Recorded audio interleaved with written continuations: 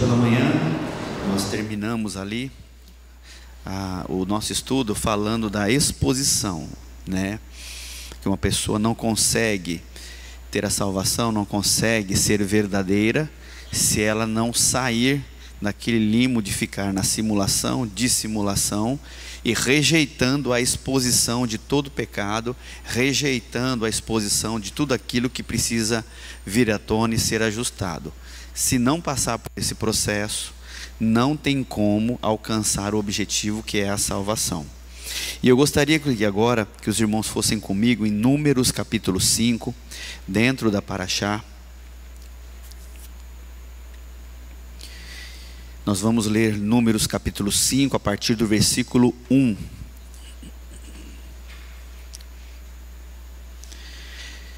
Versículo 1 de Números capítulo 5. Disse o Eterno a Moisés: ordena aos filhos de Israel que lancem fora do acampamento todo leproso, todo que padece fluxo e todo imundo por causa de contato com algum morto. Sejam homens ou mulheres, os lançareis fora do acampamento, para que não o contaminem no meio do qual eu habito. Assim fizeram os filhos de Israel e os lançaram fora do arraial. Como o Eterno falara a Moisés, assim fizeram os filhos de Israel. Interessante a gente ler isso daqui, que parece um pouco agressivo, né? Lendo só nesse português do jeito que está aqui. Mas Adonai é puro. Adonai, além de verdadeiro, ele é puro. E ele não habita onde há imundícia. Então o local qual ele vai habitar tem que estar 100% puro, 100% limpo. Versículo 5. Disse o Eterno a Moisés: dize aos filhos de Israel. Vou ler até um pouquinho mais devagar essa parte. Disse o Eterno a Moisés: dize aos filhos de Israel: se um homem ou uma mulher cometer algum pecado que prejudique o próximo, sendo assim infiel ao mandamento do Eterno, essa pessoa é culpada. Confessará, Números capítulo 5, versículo 7. Confessará o pecado que cometeu e fará plena restituição àquele a quem prejudicou, acrescentando a quinta parte do seu valor. Se, porém, essa pessoa não tiver parente chegado a quem possa fazer a restituição pela culpa, a restituição pertencerá ao Eterno e será dada ao sacerdote, além do carneiro da expiação, com que se fizer expiação pelo culpado. Semelhantemente, toda a oferta de todas as coisas santificadas dos filhos de Israel que trouxerem ao sacerdote será deles. As coisas que alguém consagra lhe pertencem, mas aquilo que der ao sacerdote será do sacerdote. Vou repetir o versículo 6 e 7. Dize aos filhos de Israel: se um homem ou uma mulher cometer algum pecado, cometer algum dano, prejudicar alguém, cometer algum pecado que prejudique o próximo, sendo assim infiel ao mandamento do Eterno, essa pessoa é culpada. Então, se eu cometo dano a alguém, eu sou culpado e responsável por conta disso. Versículo 7. Confessará o pecado que cometeu e fará plena restituição àquele a quem prejudicou, acrescentando a quinta parte do seu valor. Esse trecho da Paraxá, esse trecho da Torá, ele aborda as diretrizes para a confissão de pecado e a compensação devida em caso de pecados contra o próximo. Esta passagem faz parte das leis de pureza e justiça que orientavam a comunidade israelita. Então, como nós conversamos hoje de manhã, imagine quantas pessoas no meio do povo ali, e aí eu sempre faço uma analogia com os tempos atuais, né? Quantas pessoas não foram lesadas, foram prejudicadas por conta de uma outra pessoa. E aqui fica estabelecido qual é o processo, qual é a regra, qual é a lei, qual é o mandamento para que essas questões sejam ajustadas. E o interessante é que nós também temos que ter noção que quando eu cometo causo um dano a um próximo, eu estou também cometendo contra Adonai. Isso é importante a gente entender, porque pecar contra a pessoa é visto como pecar contra Adonai, pois toda moralidade está fundamentada na lei divina. E aí, se a gente vai dar uma lida aqui do jeito que eu li, beleza. Eu, infelizmente ou felizmente, com intenção ou sem intenção, causei um erro ao Reinaldo. E chego para o Reinaldo: Reinaldo, me desculpe, e está aqui, eu estou te ressarcindo, está aqui a quinta parte, estamos bem, e resolvida a situação. Olhando com esse olhar, aparentemente não deixa de ser simples. Não deixa de ser simples. Eu cometer o dano a alguém, se não foi intencional ou intencional, mas eu me arrependo, eu confesso, é exposto o meu pecado, é exposto o problema, eu vou até a pessoa, ajusto todos os ponteiros que eu tenho que ajustar, pago a minha dívida com essa pessoa, pago o quinto, 20%, né, pago ali, restituo a pessoa e está ajustado. Grosseiramente falando e simplesmente falando, parece simples, né? Parece fácil. Não parece fácil? Aí eu pergunto: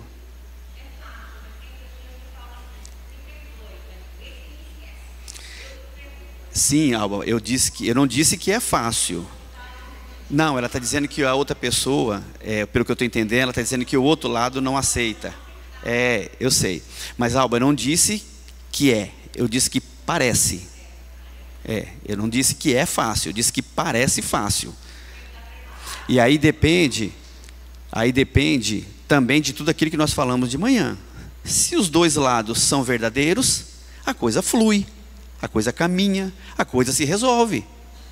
Se um dos lados, não vou nem citar os dois, tem o hábito de fazer simulação ou dissimulação ou rejeita a exposição, não vai fluir. Isso é simples, né? Não sei se estou conseguindo ser claro. Para que se resolva e para que flua, é necessário aquilo que eu falei, ter verdade. Ponto. Se há verdade, vai fluir para uma resolução de problema. Se os dois lados, tá? Como a Alba lembrou também, os dois lados precisam ser verdadeiros. Para fluir precisa. Agora, se eu chego para um irmão e faço um ato de dissimulação, porque é importante a gente entender o seguinte: eu posso chegar para a pastora, ajoelhar, chorar e etc. Me perdoa, eu errei por isso, eu estou expondo o problema. Olha, eu pequei contra a senhora, eu a prejudiquei por causa disso, e etc. Eu posso chorar, prantear, ela olha para mim com toda a sinceridade do coração dela, porque ela está sendo verdadeira para comigo, e me perdoa, ela me resolve. Eu posso até pegar aqui, toma aqui o valor, estou te restituindo, toma aqui o quinto para resolver o problema. Isso, exato, obrigado. A pastora está lembrando bem aqui. O quinto é só quando é uma questão religiosa. Mas aí eu ressarço a pessoa, pago a minha dívida para com ela, está tudo resolvido, tá? É uma pergunta. Nem sempre, e depende. Porque se nesse momento eu estiver agindo de dissimulação, eu posso estar expressando um interesse absurdo para resolver o problema, mas internamente eu não estou resolvido. Então eu não estou resolvendo o problema. Aos olhos comuns parece que sim, mas o que está aqui dentro não. Então eu não resolvi o problema. Eu vou continuar com esse pecado grudado em minha vida, e vai se arrastar por anos e anos. Então a premissa básica, como eu disse de manhã, para que tudo se resolva, é que haja verdade. É que haja verdade em ambas as partes, porque do lado oposto, quem sofreu o dano pode também fingir que perdoou, fingir que aceitou, abraçar, dar um belo de um beijo no rosto: eu te perdoo, meu irmão, te perdoo, minha irmã, obrigado porque resolveu o problema, etc, etc. Mas por dentro está ali só o veneno, a mágoa não foi curada, a ferida não foi tapada, mas quem foi até ele para resolver, sendo verdadeiro, resolveu a questão. Aí o outro lado que fica com a pendência de não ter perdoado o teu irmão. Põe o microfone ali para ele, por favor, que aí o pessoal da internet pode estar ouvindo. No Kadish nós temos isso, né? Que perdoa aquele que nós perdoamos, né? Assim como nos temos perdoado. Então quer dizer, você acabou de falar aí, se por dentro a pessoa não recebeu esse perdão e a outra só transpareceu, do alto também não vem o perdão. Não é verdade? Então, como eu te falei pela parte da manhã, que eu ia dizer aqui,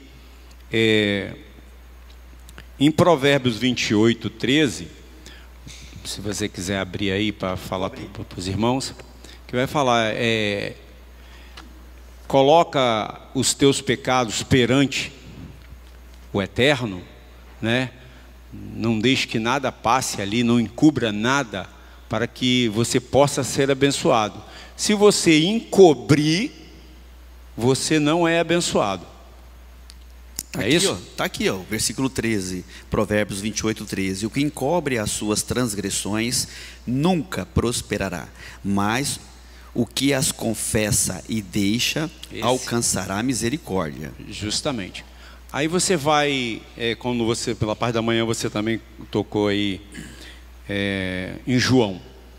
No capítulo 14, no versículo 6, Yeshua vai falar quem ele é. Ele vai estar se expondo. Ó, eu sou o caminho. Eu sou a verdade. Eu sou a vida. Ninguém vem ao Pai senão por Ele. Ponto. Está expondo, né? Ulisses, você está falando de Números capítulo 5? Isso. Versículo 6? 5, eu li o 6 e o 7. Eu li toda. Exatamente. Aqui o mandamento disse que se um homem ou uma mulher cometer algum pecado que prejudicou o próximo, porque nós não podemos olhar o lado que eu não tenho nada a ver com a pessoa que não me recebeu, não recebeu o que eu fiz. Eu tenho que resolver o meu problema. Essa questão do outro é com o outro, gente. Olha aqui, ó. Que prejudicou o próximo, sendo assim infiel ao mandamento do Eterno, essa pessoa é culpada. Fui eu quem pequei. Confessará o pecado, primeira coisa, confessará a Adonai, depois pagará a dívida em dinheiro. A justiça te manda pagar trabalhando para a associação Aleph-Bet durante 10 meses. Estou falando alguma mentira? Não. Então tem uma confissão de pecado a Adonai. Isso. E tem um pagamento de dívida. É essa a diferença. Você tem que, monetariamente, isso é um problema gravíssimo na Bíblia. Sim. Se você ofendeu moralmente, tem um valor. Tem um valor. A justiça hoje trata disso toda hora e todo dia. É a mesma coisa espiritualmente. O problema da gente é que achou que confessou, Adonai está resolvido. Vai lá e pede perdão, o irmão está resolvido. Tem pagamento de dívida. Tem pagamento de dívida. Aqui, ó, restituição àquele a quem prejudicou, acrescentando a quinta parte do seu valor, se for uma questão religiosa. Sim. Quando nós viemos para essa casa, nós pagamos o quinto quanto tempo? Muito. Até cessarmos. Pelos shabatos que nós não celebramos, por tudo aquilo que... Quanto tempo nós ficamos para deixar o domingo? Nós fomos deixar o domingo verdadeiramente ali na ilha de Santa Maria. Não foi? Foi. Ali? E dali para cá, nós então começamos a guardar o sábado, que fez 14 anos esse ano. Pagamos a quinta parte. Mas se a pessoa que não tiver parente chegado, a quem possa fazer a restituição pela culpa, o pagamento, o dinheiro tem que ser entregue aqui. Exato. Na casa de Adonai. Isso não é prática, não. Não é desculpa você disser... Isso não é prática. Não tem nada a ver com ele, que se ele não me perdoou. Não estamos dizendo disso, não. Estou dizendo uma função minha. Sim, a função do lado de quem causou o dano. De quem conhece Torá e quer cumprir mandamento. Isso. Zaqueu disse, eu vou lá e pago 4 vezes mais. Hoje a salvação chegou à tua casa. Não, ele não citou que foi prejudicado. Ele procurou o prejudicado. Que ele era? Cobrador de imposto. Então ele viu o dinheiro em primeiro lugar. Ele prejudicou muita gente.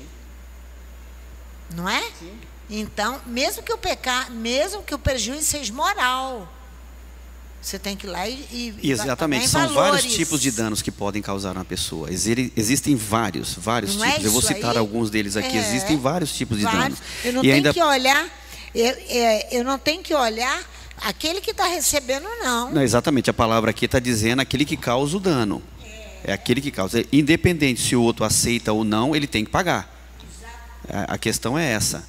Independente se ele aceita, traz e coloca aqui. E também não há desculpa. Por exemplo, você causou um dano a alguém há muitos anos, não encontra mais a pessoa, não sabe nem se ela está viva, mas você reconhece que causou esse dano depois de X anos, não encontra a pessoa, não conheço nenhum parente dessa pessoa, eu não tenho noção aonde encontrá-la. Estabeleça um tempo para que você procure essa pessoa ou um parente. Estabelece um prazo, 1 mês, 15 dias, não sei, para você rodar, pesquisar, se encontra 1 ano, se for o caso. Estabeleça um prazo e tente achar. Não encontrou, traga a casa. É o que está dizendo aqui, dará ao sacerdote. Quando você não traga ao sacerdote, no caso, traga. Exatamente. Você para com o Eterno vai estar resolvido a questão. Nesse momento, você que foi o causador do problema. Agora o detalhe, pastora, nós temos... Não há anistia da dívida. Não existe anistia da dívida. Não há. Quando você causa o dano a alguém, não há anistia. Não tem conversa. Não existe negociação. Não existe. Isso. Se você não encontrou. Exatamente. Quando você resolve, então você vai carregar isso para o resto da vida. Se você não, você vai levar à sepultura se você não resolver. E vai ficar em pendência com a pessoa e com a Adonai também. É interessante esse assunto, muito importante para nós. Por quê? Porque às vezes você vê uma situação que você acha que você resolveu, não está resolvido. Aí vem as aflições, o que está acontecendo para você, você não consegue entender. Você tem que voltar e ver. Ou você não entende, você não quer exposição. Ou isso. Ou não quer ser exposto. Quero ser exposto, mas... Toma aqui, Ulisses. Vai. Não, eu só lembrei desse fato. Eu lembrei desse fato de que você acha que está tudo certo, as aflições continuam na sua vida e você fica perguntando por quê? Aí você tem que ver lá atrás se você cumpriu o Torá ou não. Ulisses, eu tinha uma pessoa apanhou um dinheiro comigo para ir embora para os Estados Unidos. Então, eu liguei para ela que eu precisava do dinheiro. Aí ela disse para mim, não, eu já mandei para o fulano. Eu falei, nunca chegou na minha mão. O que ela tinha que fazer? Tinha que pagar a dívida outra vez, que ela não tinha que mandar para o fulano. Com certeza. Ela tinha que mandar pelo banco para mim, então ela não mandou nada. Aí eu voltei a ligar, cobrando. Falei, ó, dívida é coisa séria. Eu já não quero para mim o dinheiro, eu quero para casa. Você vai mandar o dinheiro para entregar para casa, para Adonai. Portanto, você não é devedor a mim mais. Que eu estou viva. Você é devedor a Adonai. Você mandou alguma coisa? Não mandou. E nessa época eu falei, li o texto para ela. Falei, você é devedora. Luzia ouviu, acompanhou toda essa conversa.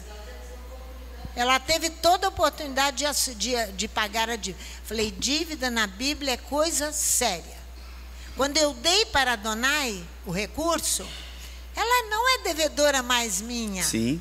Ela deve a Adonai. Foi piorou a situação 200 vezes. E uma pessoa que deve dinheiro a outra, ela se torna escrava. Provavelmente, que tem vários textos aqui na frente, sim. Provavelmente.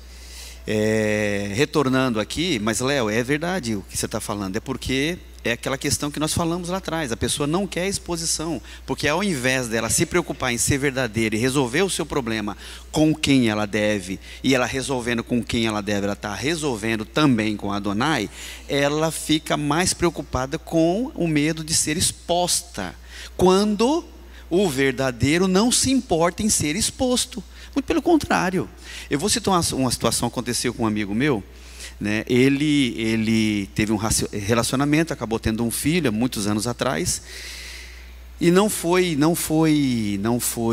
um período bom, porque a mãe da criança não deixava ele ver a criança, etc, etc. Só que, como eu o conheço, né, ao longo do tempo, eu fui percebendo que ele também não queria ser exposto perante outras pessoas por conta desse problema. Qual o problema? Ter um filho qual ele não tem contato, ter um filho qual ele não pode participar dos primeiros anos de vida, etc., porque tinha um problema com a mãe, né? O tempo passou, até que a dívida tem prazo, né? Toda dívida, né? Um dia ela chega. Toda dívida tem prazo. Não se iludam, como o Leomar disse. Não adianta. Um dia vai chegar o momento que tem que pagar, e não tem conversa. Não existe outra possibilidade de resolver o problema se não pagar a dívida que deve. Mas, enfim, veio, né? Aí já entrou numa questão judicial, e ele foi obrigado a expor o problema que ele tanto omitia, de que ele não conhecia. Então, no rol de conhecidos, lá existiam pessoas que o conheceram depois, que nem sabiam que ele tinha um filho, de tamanha resistência que ele tinha. Enfim, o prejuízo financeiro para ele não foi baixo, foi bem alto. Mas o que mais eu fiquei feliz que eu ouvi da boca dele foi quando ele caiu a ficha na cabeça dele de que tudo aquilo que ele fez, tudo aquilo que durante anos ele tentou esconder, ele omitiu, escondeu também, e foi intencional, né? Foi intencional, ele mentiu também, algumas vezes ele acabou mentindo, né? Tudo aquilo que ele fez, ele se arrependia amargamente por ter feito tudo isso. E o fato do valor que o juiz determinou, porque não foi pouco, gente, o valor não foi baixo, ele tem condições, né? De fazer isso. O valor que o juiz determinou, aos olhos de quem ouvia, tá louco? Tudo isso? Mas ele não. Ele falou: Ulisses, você não tem noção como isso para mim foi maravilhoso.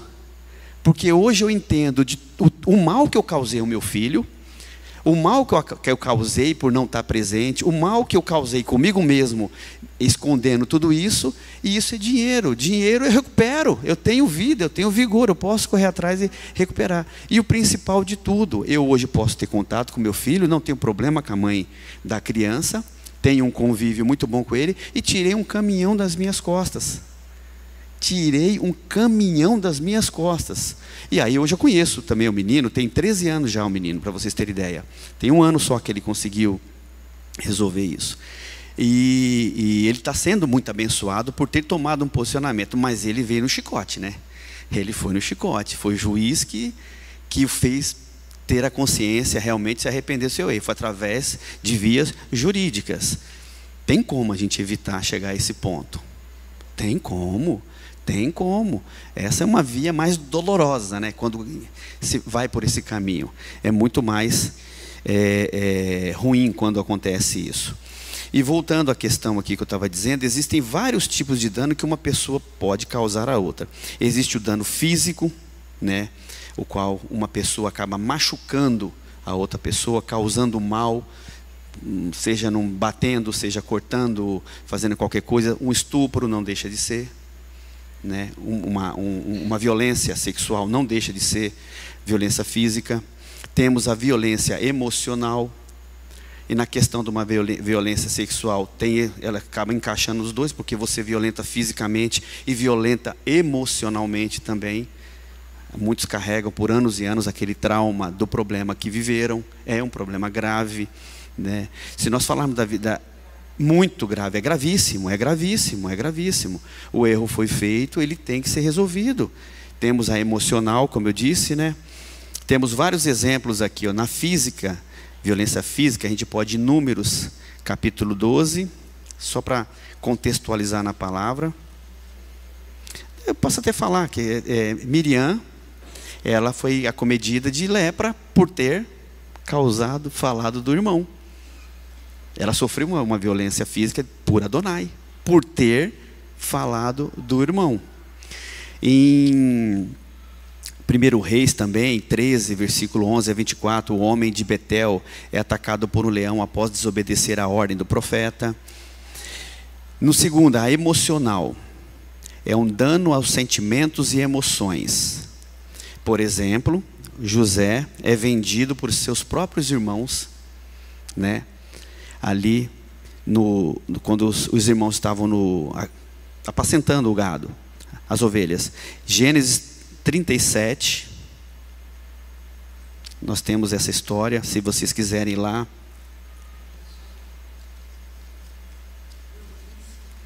É violência, não deixa de ser. Pegaram o próprio irmão, jogaram no buraco, aí depois o venderam.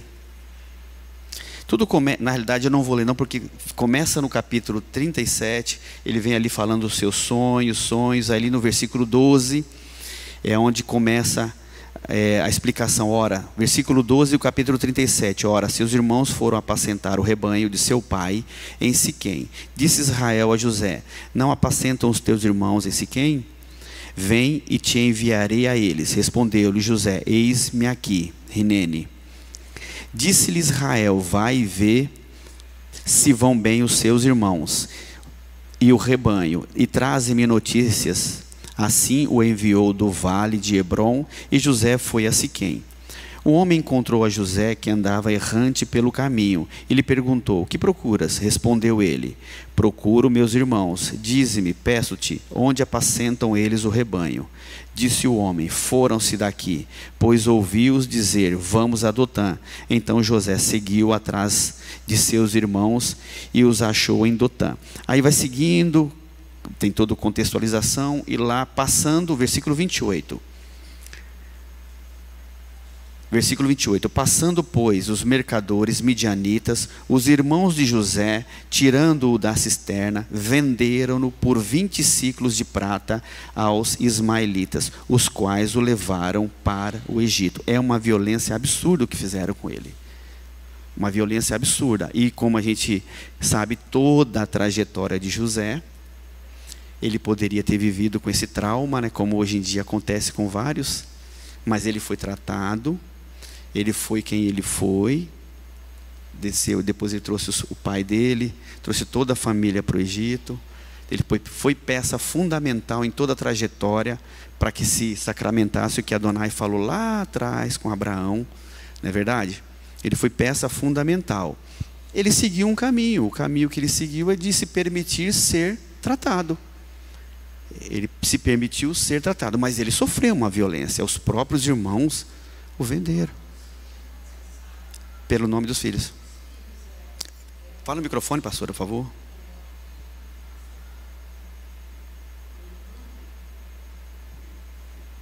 O nome dos filhos de José, você sabe que ele sofreu uma violência enorme. Ó. Ele, no capítulo 41, no versículo 51, olha isso. O nome que ele coloca nos meninos. Chamou José ao primogênito Manassés e disse, Deus me fez esquecer de todo o meu trabalho e toda a casa de meu pai. Ele fez questão de esquecer a casa do pai. Essa casa do pai está falando da violência que ele sofreu. Exato. Aí ele dá o nome ao filho. Ao segundo chamou Efraim e disse, Deus me fez crescer na terra da minha aflição. Amém. Amém. Marcou tremendamente. Sim, marcou profundamente. Imagino depois, né, a situação dele ali com os irmãos. A gente estudou isso já passamos por isso várias vezes. É uma situação bem delicada. Do próprio pai, porque os irmãos mentiram para o pai. Eles fizeram uma simulação, né? Simularam que o menino tinha morrido.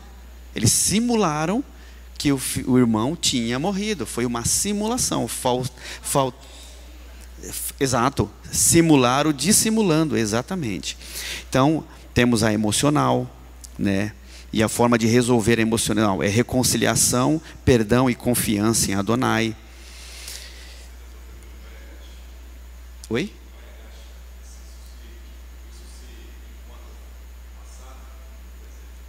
Vai, Gash. Fala no microfone. Eu não estou... tem lá do lado dele. Ele tem. Na Paraxá vai Agash, que está no livro Bereshit, isso se resolve quando Judá chega, né, e pede clemência ali, e ele se revela aos seus irmãos, e ali ele se reconcilia com eles. Só estou só lembrando, né, o que já passou. Amém.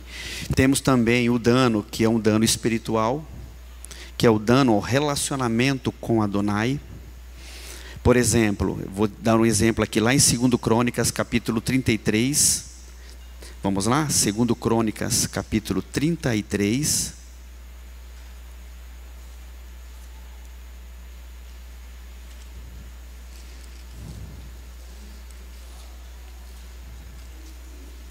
Gravíssimo, muito grave. 2 Crônicas 33. Vamos ler o versículo 1, depois eu vou pular para o 6 e o 7. Tinha, versículo 1 do capítulo 33 de 2 Crônicas. Tinha Manassés 12 anos de idade quando começou a reinar, e 55 anos reinou em Jerusalém. Dá um pulo lá para o versículo 6. Sacrificou seus filhos, passando-os pelo fogo no vale do filho de Imnom, praticou feitiçaria, adivinhações e bruxaria, e consultou médios e adivinhos. Fez muito mal aos olhos do Eterno, provocando-o a ira. Pôs a imagem de escultura do ídolo que tinha feito na casa de Elohim, da qual Elohim tinha dito a Davi e a Salomão, seu filho, nesse tempo em Jerusalém, que escolhi de todas as tribos de Israel, porei eu o meu nome para sempre. Esse rei Manassés, ele praticou idolatria e fez o povo de Judá pecar, ao ponto que foi levado cativo.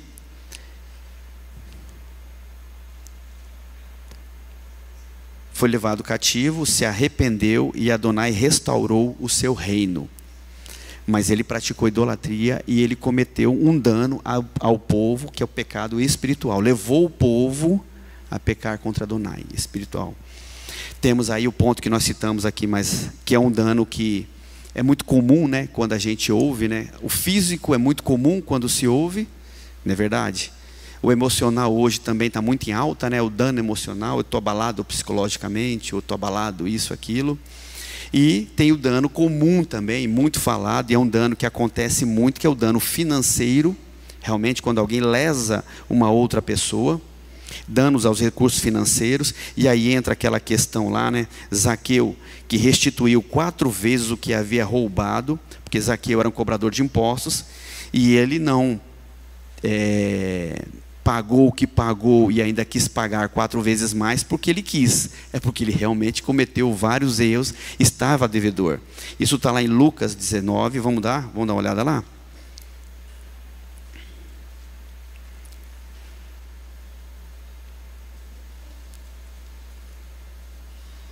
Lucas, capítulo 19.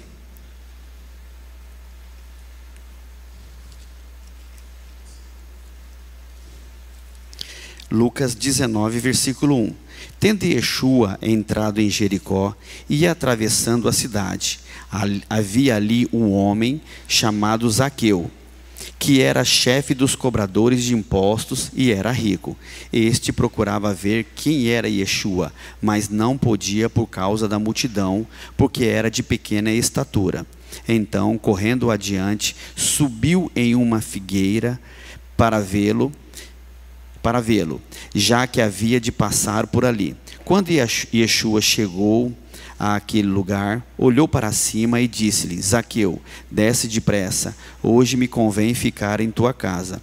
Apressando-se, desceu e o recebeu com alegria.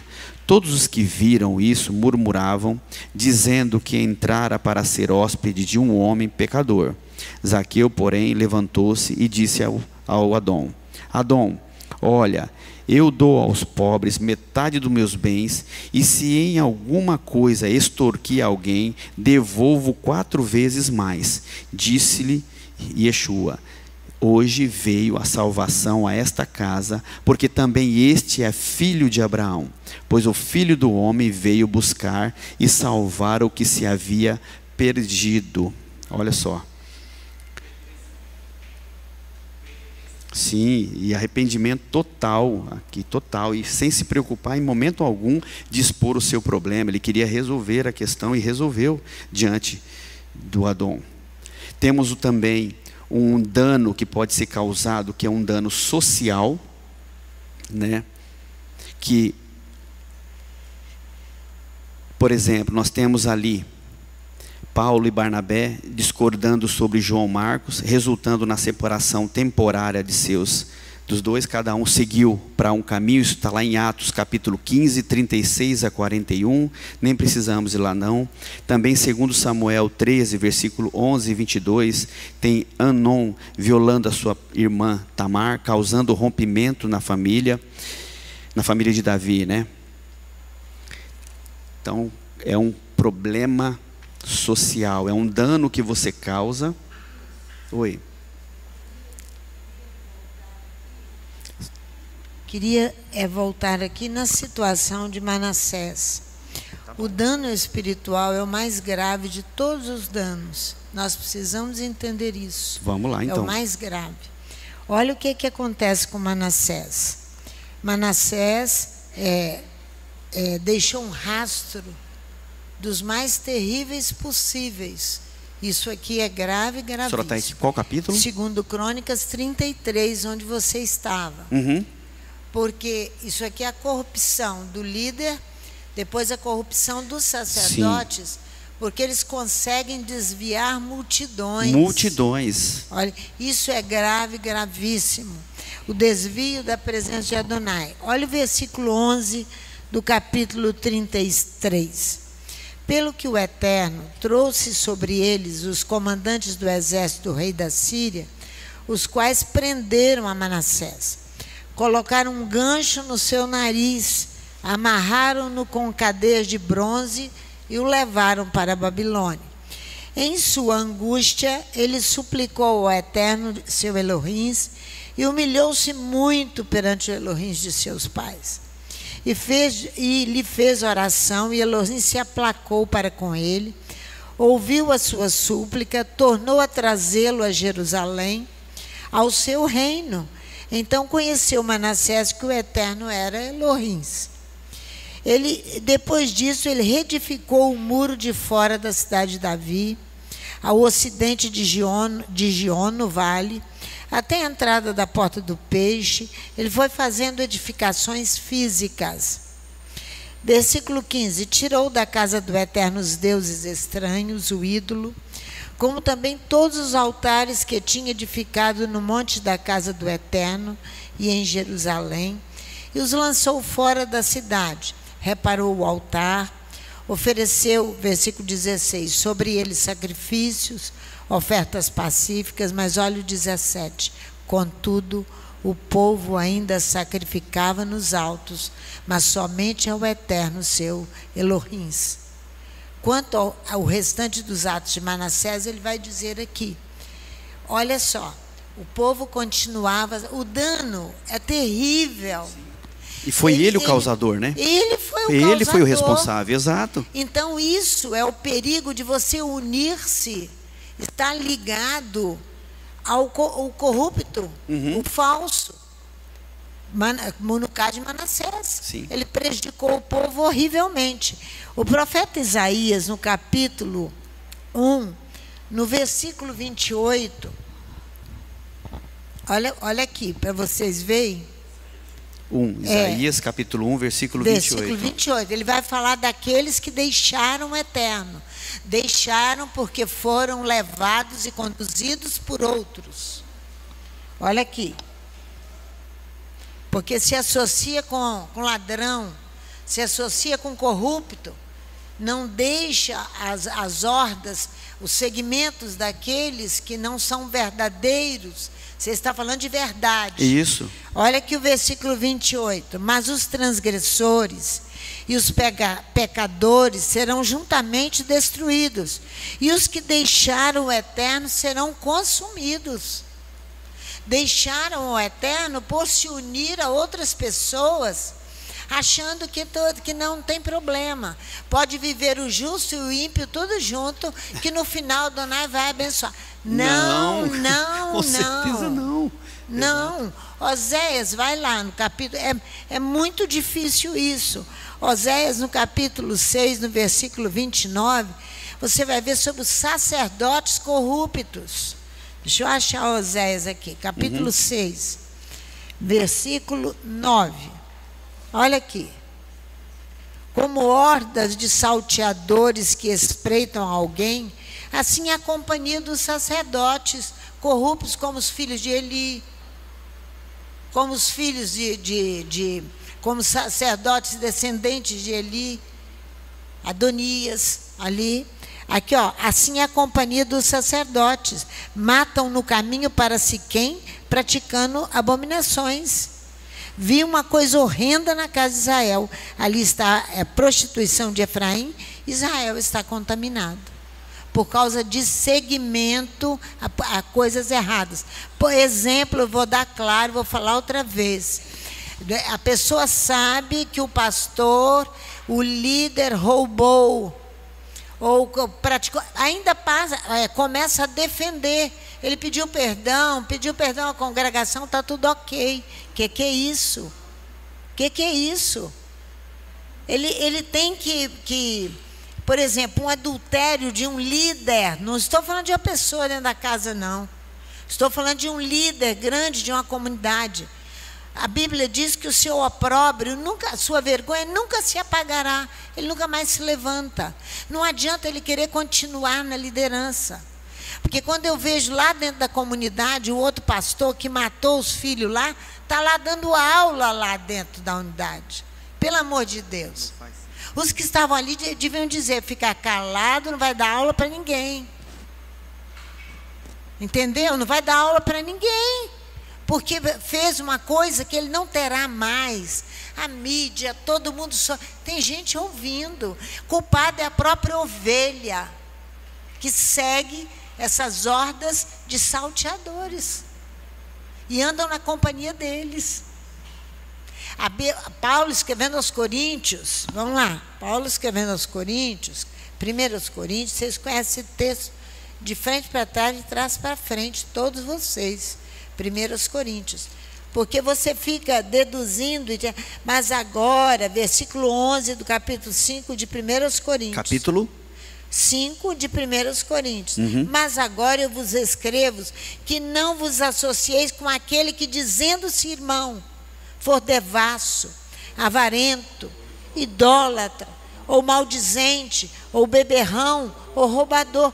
Com o tal ainda nem comais. Está se falando com aquele que disse, irmão, porque você vai segui-lo e vai se perder com ele. Você vai seguir, aí você vai perder a vida eterna. Porque o que você fez de bom lá atrás, diz o profeta Ezequiel, se o meu justo pecar, eu não me lembrarei de nenhum ato bom que ele fez. O justo precisa se arrepender e parar de desviar o outro. Porque ele dissimula e não quer a exposição, não é verdadeiro. Exatamente. Não a questão do desvio é gravíssimo. Sim. Você vai desviar o outro dos caminhos de Adonai. E outros, né? E outros. E você desvia outros, e esses outros, aprendendo com você errado, vão desviar mais outros. Porque o mínimo que você pode fazer é não seguir. Eu cansei de falar aqui, gente, se eu aparecer aqui com a BMW, saiba que eu roubei em algum lugar. Porque eu não tenho dinheiro para isso, Liz. Sim. Então não me sigam, sou ladrão. Exato. Não? Exato, claro, com certeza. Isso é assim. É assim. Porque se eu estou roubando, se eu estou dissimulando, me passando como uma boazinha, eu vou desviar o outro dos caminhos de Adonai. Que o outro vai sentir que ele também pode fazer, igual eu faço. E detalhe, pastora, que tem muitos que fazem o que fazem com total consciência do que estão fazendo. Exatamente. Total consciência. Aí eu fico admirada dessas ovelhas que ficam debaixo da autoridade desses líderes. Eu fico me admira mais a ovelha, mas Ezequiel diz que ela vai ser corrigida também. Então, a ovelha teimosa. Exato. E tem muitas, né? Tem muitas ovelhas. Mas tudo vem conforme o que é mais a comodidade, né? Porque realmente, quando a gente fala disso, me chamou muita atenção essas palavras. E essas palavras como que vieram? Essa semana, porque o Adonai, como a pastora estava explicando para a gente durante a semana, ele está falando dessa paraxá, né, pastora? Como a senhora estava explicando para nós. Se eu errar, a senhora me ajusta aí, está do lado do microfone aí da senhora, tá? Só pode pegar já ele aí que a senhora me ajuda. Que na sexta-feira Adonai já estava anunciando a paraxá de hoje. Não é sexta-feira ontem, não. É sexta-feira passada. Ele já estava anunciando a paraxá de hoje. E durante a semana eu fiquei ouvindo a questão da verdade, a questão da dissimulação e a exposição. Porque não tem outro caminho, como eu disse, estou sendo só repetitivo. E o grande detalhe é o que está aqui dentro de mim. É o que está aqui dentro. Eu não quero me expor. Se eu não quero me expor, eu vou me associar a quem eu entendo que não vai me expor. Não vai me brigar comigo, não vai chamar minha atenção. E dependendo da situação, vai me ajudar passando uma mãozinha na minha cabeça. Vai passar, como que fala, panos quentes, né? Vai passar um paninho quentinho ali, tranquilinho, quando na realidade o que eu mais preciso é encarar alguém que vai dizer: está errado, você pecou, corrige, ajoelha, paga o dano. Se for um problema religioso, vai e paga o quinto. Se não encontrou, mas eu não encontro a pessoa, paga a Adonai, dá a casa vai usar muito bem usado. Não tem que, agora, ouvir isso nós não queremos. Nós não queremos. A criança quer ser corrigida? Não. Mas não é importante ela ser corrigida? Sim. Nós queremos ser corrigidos? Não. Mas temos e precisamos ser corrigidos. Precisamos constantemente. Constantemente precisamos ser corrigidos. Precisamos constantemente. E o que a pastora falou aqui é muito importante, porque uma coisa, se eu não... A gente já falou isso também várias vezes, né? Uma coisa é quando eu não me resolvo e eu estou em pendência. O problema é quando eu estou em pendência, não me resolvo e ainda levo outros a ficarem em pendência também. Eu acabo levando o problema para outros, como ela bem explicou aqui, através de um ensino errado, um ensino que não faz sentido. É alguém que está numa liderança com uma responsabilidade absurda e cometendo pecados, os quais algumas ovelhas até sabem que ele cometeu. Pode falar, pastora. Olha só, foi muito interessante aquela palavra que o Eterno falou essa semana passada, de Atos capítulo 21, que é Paulo, ele vai pagar aqui a Brita e Radachá da semana. Por isso que quando eu olhei Nassau, que estava lá na Brita e Radachá de Nassau, eu falei: a dona já pulou aqui, já vai chegar lá na frente, porque o negócio lá na frente é pior. Atos 21. 21. É a paraxá é a paraxá Nassau. Isso, é dessa semana. É a Brita e Radachá dessa semana. Ele estava falando na sexta-feira passada. Isso. Sobre as questões aí. Olha só, aqui Paulo recebe muito interessante isso. No capítulo 21, no versículo 10, diz assim: demorando-nos ali por muitos dias, chegou da Judéia um profeta de nome Ágabo, que vindo ter conosco, tomou o cinto de Paulo e, ligando seus próprios pés e mãos, disse: isto diz o Espírito Santo, o sopro sagrado. Assim ligarão os judeus em Jerusalém o homem a quem pertence esse cinto e o entregarão nas mãos dos gentios. O profeta vai e diz que Paulo vai ser entregue em Jerusalém. Os irmãos começam a chorar, com medo de Paulo morrer em Jerusalém naquela hora. Ouvindo nós isso, rogamos-lhes, tanto nós como os que eram daquele lugar, que não subisse a Jerusalém. Não vá lá, Paulo. Mas Paulo respondeu: que fazeis vós chorando e magoando-me o coração? Eu estou pronto não só a ser ligado, mas ainda morrer em Jerusalém pelo nome de Yeshua HaMashiach. Estava pronto para chegar a Jerusalém. Jerusalém estava em polvorosa para pôr a mão em Paulo, falando que Paulo estava ensinando que não seguisse a Torá. Que não seguisse. Estavam deturpando totalmente. Estavam deturpando. Totalmente, deturpando totalmente. E Paulo diz: não, eu vou enfrentar o problema, mas ele vai ter que pagar uma dívida. eu estou ligado ao Adão, Yeshua, eu estou ligado ao Eterno, e eu vou enfrentar o problema. Eu vou enfrentar. Olha aí, ó. Logo que chegamos a Jerusalém, é a paraxá dessa semana, e os irmãos nos receberam com alegria. No dia seguinte, Paulo foi conosco à casa de Tiago, e todos os anciãos compareceram. Paulo saudou-os e contou com detalhes o que por seu ministério Elohim fizeram entre os gentios. Ouvindo eles isto, glorificaram a Elohim e lhe disseram: bem vês, irmão, quantos milhares de judeus que aqui creem, e todos são zelosos da Torá. Acerca de ti foram informados de que ensinas todos os judeus que estão entre os gentios a se apartarem de Moisés, dizendo que não devem circuncidar seus filhos, nem andar segundo os costumes da Torá. Que faremos? Certamente ouvirão que és chegado, quer dizer, vão colocar a mão em você. O profeta profetizou e a coisa iria acontecer. Faze, pois, o que diremos. Temos 4 homens que fizeram o quê? Voto. E tem que pagar o voto. Tem que pagar. Tem que pagar o voto. Paulo vai pagar o voto junto com eles. De alguma forma, ele teve gasto financeiro para entregar a oferta e pagar o voto. É ou não é? Ele paga sem ter feito nada. Quantas vezes aqui, pastora Sandra já pagou coisa de vocês?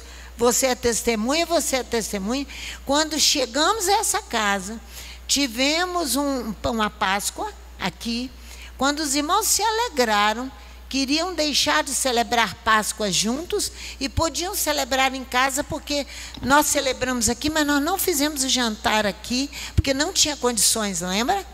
Estava tudo, não tinha condições. Sim, lembramos, claro. Foram celebrar em casa.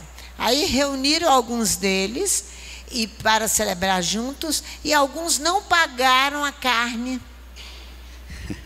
Lembro, como não lembramos disso? Você lembra disso? Claro que lembro. Quem pagou a dívida? Pastora Sandra. Eu nem lá fui. Para cessar a confusão, né? Para cessar a confusão. Para cessar a confusão. Para cessar a confusão. É isso aqui que Paulo fez aqui. Pagamento. Pagamento em dinheiro, muitas vezes. Ele pagou aqui em dinheiro. Que ele se une, não é? Porque tem gastos para pagar. E sofreu dano físico, né? Que apanhou com força. Sofreu dano físico. Quantas vezes eu faço isso? Para manter a unidade entre os irmãos. Quantas vezes? Então, nós precisamos saber que essas coisas nós temos que fazer até aquilo que nós nem temos intenção, estão falando que nós tivemos fazendo com intenção. Eu preciso pagar para que cesse a confusão. É muito sério. Lê aí. 26, versículo 26. No dia seguinte, Paulo, tomando consigo aqueles homens, purificou-se com eles. Então entrou no templo, anunciando serem já cumpridos os dias da purificação, e ficou ali até se oferecer a favor de cada um deles. A oferta. Exato.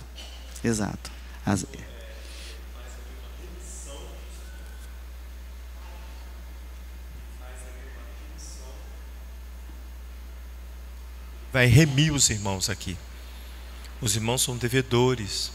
Faltou cumprir voto. E ele entra entra com a Torá. Ele entra cumprindo a Torá, Isso. fazendo a remissão, pagando votos por eles, e assim eles cumpriram. Exato. Aí ele fica isento da acusação e perfeito diante dos homens. Isento de acusação. Ninguém podia acusar que ele não cumpria a Torá. Ele estava cumprindo a Torá. Amém. Então, certa vez, eu acho que foi a pastora Sandra que falou que os judeus nos olham não porque nós temos descendência judaica, mas eles nos olham para ver se a gente cumpre Torá. E são eles que eles que dão o aval. Eu não preciso de um aval de um rabino X, Y, Z, não. Os próprios irmãos, eles nos olham, os irmãos hebreus nos olham e certificam se nós cumprimos Torá ou não. Se não cumprir Torá, esqueça. Por que que nós temos aqui um livrinho? Por que que nós temos um livrinho do Shabat autorizado lá por São Paulo? Por Rabino lá de São Paulo, porque ele olhou e viu que nós somos cumpridores de Torá e autorizou a tenda de Abraão a fazer o livro. Amém. Nassô, faça o ajuste que tem que ser feito. Pague o dano que causou. Exponha, não tenha medo de expor o teu problema. Abandone a simulação, sem receio de expor o que você precisa expor, para que seja verdadeiro e alcance o maior objetivo nosso, que é o quê? Salvação. Amém? Obrigado, Léo. Para que a face de Adonai venha brilhar. Para que a face de Adonai venha brilhar sobre nós. Obrigado, irmãos. Amém.